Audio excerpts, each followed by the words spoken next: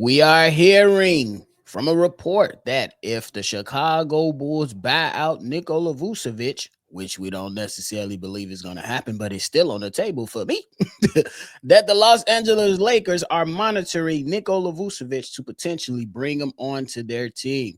We're going to talk about it, break it all down, plus a little bit more, but you got to hear the music first.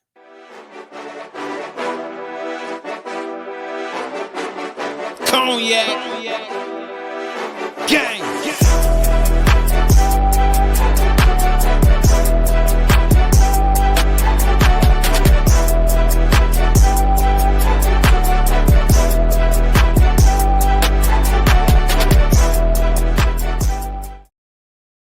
Boys podcast with the Cognac Boys. I'm Cognac Boy Bobby, and I am with my dog, CDubb. What's the word? What's the word? How you feeling, man? Let's get cracking. We getting rid of Vooch today, ain't we? No, unfortunately. Oh. But hey, if y'all tuned in, locked in, and love talking that talk, make sure y'all go ahead and hit that like button and subscribe. Now, CDubb, we are hearing this from my man's Anthony Irwin, that the Los Angeles Lakers are monitoring Nikola Vucevic's situation with the Chicago Bulls. This does leave a few interested free agents still, according to Irvin, not even including eventual buyout candidates like Chicago's Nikola Vucevic. And just to provide some context, we did hear from KC Johnson and others that a buyout is very unlikely for Nikola Vucevic, even though me and CDubb has been on the buyout Vooch campaign for the last 2 months. But CDubb, how you feeling about the news? It's understandable. I understand why this news is coming out. Nick Vooch might very well be a part of day one's roster. That type of narrative is against the purpose of Nick Vooch playing on the Chicago Bulls. I mean, they don't want Chicago Bulls. The Chicago Bulls don't want to have Nick Vooch on the team and have to hear this type of narrative. So we're going to put their statement to oppose that narrative out there just in case he's playing with the Bulls. But I'm here to say that it is still in question. Definitely, it's an option the Bulls can use in the future. You're going to lose them for nothing anyway. Whether you're going to sign them back, you're going to extend them or something. So you might lose them for nothing. Yeah, the trade interest that we've been hearing is absolute zero right now, and the Lakers are watching it. I think a lot of teams are watching to see if we buy him out. I think they much rather um the Chicago Bulls buy him out and they get him on a better deal than to trade for him, have to pay that little, what is this, on $20 to $25 million per year for this final year, then have to re-sign him and sign him for another contract. Nothing's out of the question. Everything's still in play. He still can get bought out, and he still can get traded. The number one goal is to get him the hell out of here. And that's what needs to happen with the Chicago Bulls. They can say whatever they want. They can pass whatever information they want to the beat reporters and everything else. We got eyes and we got brains, and we're looking at the situation. And the ending is looking like next year, Nick Vooch, and there is no way that Nick Vooch is playing for the Bulls next season. So the point is, are you going to give him away for nothing? Are you going to buy him out? Or are you going to make a trade? It's up to the Bulls. It's going to happen in three different ways. I think that right now we're looking at this situation, and based on the history of the Chicago Bulls, they might let him play the whole season, which is an absolute just Calamity. slap in the face. Absolute slap in the face to us as fans of this team that want to see the Chicago Bulls fully lean into this youth movement. Now, I know there's going to be some questions about whether some people believe that Zach Collins and Jalen Smith could be the front court to push forward, at least for this season. But I say, why the hell not? You're gonna get a better defender in Zach Collins, maybe not the offensive player that Nikola Vucevic is, but then you still allow young players to play young players, and then you can go and attack, your big man in next year's draft and see what happens with that. That's why I even alluded to buy the man out. Who gives a fuck about what your history says? Who Yeah, cares, Jerry? yeah, Get him out of here. That's on the my real. pettiness kicking in. My objective side said, like, hey, he can work his value up, and maybe you can get 2 seconds. But for the Chicago Bulls, and I'm throwing this out there for y'all to respond. For the Chicago Bulls and their second round selections, where are they? Adama Sanogo is gone. Javon Freeman Liberty, he's overseas now. Carlick Jones is gone. Marko Simonovic is overseas now. Do you see the track record? So if they expecting it to get a first round pick for Nikola Vucevic, they're out of their minds. It ain't happening. That's just my personal opinion. But at the end of the day, why not do something different? Why do you have to go ahead and say that's not our philosophy? Well, that philosophy stinks and it ain't been working. Because we thought the Chicago Bears, shout out to the Bears, would never fire a coach in season. Guess what they did? Switch up and said, to hell with the old philosophy. It's time to make changes around here because we really want to embrace winning. We really want to push forward into this new young iteration of our team. The Chicago Bulls can do it themselves as well. Say to hell with this old fella. We want to fully lean into it. We don't necessarily really buy guys out, buy them out. He making $21 million, offer him 14, and Jerry, you can pocket the rest. Have a nice day. Young bro, like everybody, like we read the comments, bro, and they're all like, man, why do y'all feel this way about Nick Vucci averages 19-11? Why y'all feel about this about Nick Vucci shot 40 shorty 30 high 30s in the 3-point percentage. Nick Vucci is a solid double every year. These are the comments we get. But y'all not looking deeper with the fit of the team and the contract that this man has. It is no way that he's going to play on this team next year, even if he plays the whole season. He is not signing a contract to be with the Chicago Bulls. The Chicago Bulls is not offering him another contract. You're going to lose him for nothing. So why don't you buy him out? He just does not fit, bro. I think it's obvious to take it away from another certain podcast. It's obvious. And y'all trying to be nice and all this being nice shit. This is business, man. We trying to move on to the next iteration of the Chicago Bulls. I don't That's give what a I'm damn ready for. about that. That's what I'm ready for. Nobody is, me and you know, pettiness aside, we know Vooch is a solid player. We know this. But my standpoint, and you let me know if you're backing me up on this. I'm ready for the youth movement. Full youth movement. We're not even fully into the youth movement simply because he's still on the squad. He's still on the squad with the same template that we've been preaching for the last few seasons of changing the center position. We need to change the template of the center position. It's not saying that he's not a good player. He's a solid player. He can very well go out there and give you 19 and 11 every single night. That's what he's known for. But we are ready to move on. We let Zach go. We let DeMar go. We let Caruso go. He is that damn hangnail that just won't go. So let's just do let's just save us all. Like, that's bro, all it is, right? Like, bro, don't you got a house, bro? Why you never go home, bro? You know them type of guy. Go home, go Roger. home. Fucking time out. But yeah, and Nick Vooch, he got offers from not just NBA teams, bro. He got European teams monitoring what's going on with the situations. He got teams in China, teams in Ireland and shit. I'm just throwing in names now at the end of that.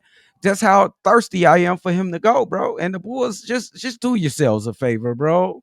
And I'm a quit. I'm really toned down on this because I'm just starting to see what's gonna happen this upcoming season.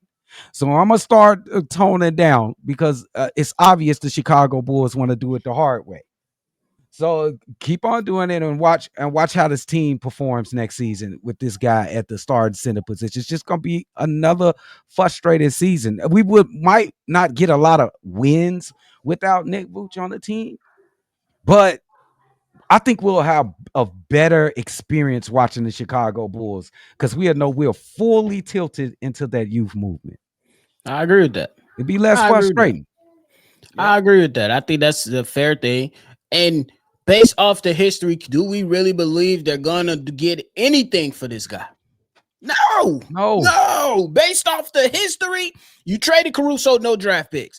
You traded Zach, no draft picks.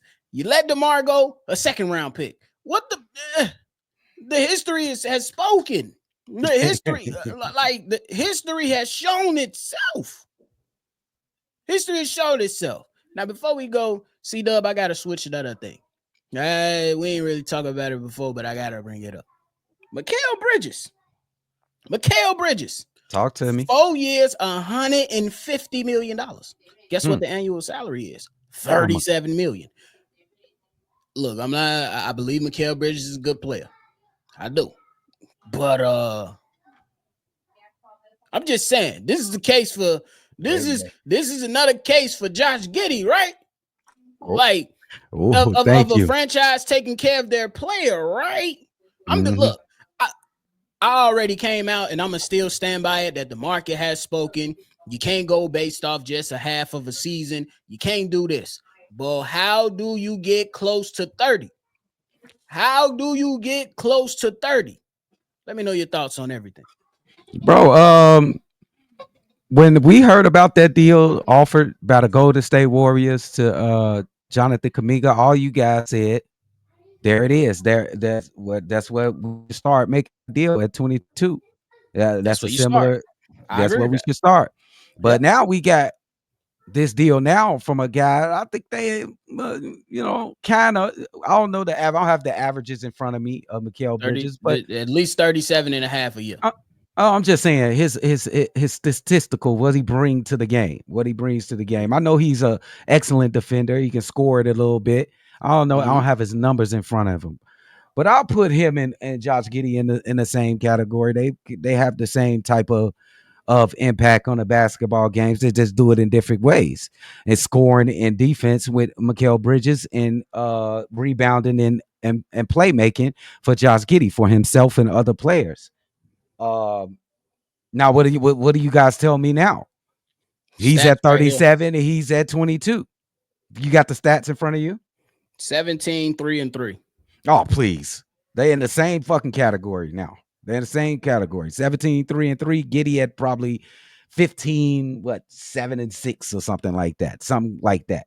So it's basically the same thing. So y'all talk to me now.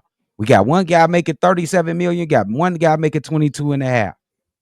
What that he said But no he to was the deal. offered. He said no. He He was offered. declined. Yeah. He declined it. They said he declined it. But there's an offer though. 22 and 37. Which one should I go by? However you want to go by.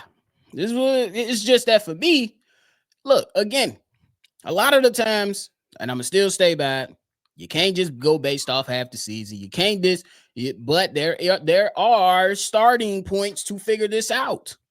That's my whole point. There's a starting point at 22 and a half, and then the end point, at least for Josh Giddey's case, is 30 million. How do you get closer to 30? When you pay guys and when we talk about contract negotiations, obviously you have to consider what a person has done. You have to. But organizations also have to consider what is going to happen moving forward. And I said it again, and I'm going to say it one more time. Just because you idiots paid Patrick Williams $18 million to try to convince him to play better. Hey, see what? That has nothing to do with Josh Giddey. It has nothing to do with Josh Giddey. But on the flip side, you can be learning from your mistakes. But again, it has nothing to do with Josh Giddey because you went out there and said, "Hey, Patrick Williams, we're gonna give you 18 million. We just want you to play better." No, it don't work like that. If I CDubb, just real quick, if I work a job as a manager, wherever I'm at, and let's just say I'm making 50K a year, and they come in and say, "Hey, you know what, Bobby? We know that you've been just, skating by, but we're going to give you $80,000 a year." You think I'm going to work harder? No. No. I'm be all shit. I just got rewarded for doing mid-level work. So again, it has nothing to do with Josh Giddey. Nothing. Yeah. Two things can be true in this whole negotiation. Two things. It can be. It can be true. I just want to attack this argument, bro. Just a little probing attack. Y'all like to say the Giddey, the people against paying Giddey is you can't pay for part of the season. Okay. I like to attack that. Okay. Derrick Rose did not start his rookie season in the beginning of the season. I think it was more towards midseason. He won Rookie of the Year. Did he not play just part of the season? Play good, just part of the season. Can you still put that in the same realm and win Rookie of the Year? So what do you say about that? It happens. I can give you that. I like I said, a lot of things about this situation can be true because if you're supposed to go off what a player has done in totality and what you believe a player can do moving forward. So, like I said, I've never been against that side of the discussion because I believe it can go either way for the Bulls and Josh Giddey. Simply because another example out in football, a guy that we hate on, Jordan Love for the Green Bay Packers. He got paid for what he did in 8 games. It's 17 games in the season. So, again, like I said, how can you get close to 30 if you don't want to give him 30? And I can't be mad at Josh Giddey for not budging, whether people like it or not. Because if he gets 22, let's just say he signs for 22 and a half, people going to bitch and complain. If he gets 30, bitch and complain. Yeah. It's a no-win with Bulls fans right now because it's two sides to it. I just want to know, if you don't want to give him 30, how can you get close to 30? That's my whole point. Because all these things being thrown into the equation are true. They're true. These people, I got people want to pay him 20 and 18 in the comments. I think he's worth more than that. I got 22 is just crazy to me. I think the 22 personally is the starting point. That's the starting point. To me. He should not be making the same amount of money as fucking Patrick Williams. That's just. I got people to comment saying that we saved Giddey's season, saved his career. That shit was funny as hell. And all this other crazy. It's just nuts, bro. Like, it was funny as hell. What's y'all problem? Y'all don't like success? I'm convinced it's some of y'all that's not really Chicago Bulls fans, and some of y'all are saboteurs. You like what? Milwaukee Bucks fans masquerading as Chicago Bulls fans. Yeah, like you know what I'm saying? Come on, man. Only time we Bucks fans is when my Giannis come up in trade talk. That's it. We'll be a Bucks fans next year. But hey, man, you got anything left for today? No, man. Thanks for all the support, guys. We on our way to 10K. 8,400 is the next goal. We are on our way there. We appreciate all the support. Let's keep moving and keep pushing, baby. Let's go. Yeah, we appreciate y'all, man. Thank y'all so much for the support. And let us know how you feeling about everything discussed today, man. Go ahead and hit that comment box. Hit that like button and subscribe before y'all roll out. Make sure you always see red. And y'all already know we're going to catch y'all on the next. For sure. For sure. Cognac. Gang.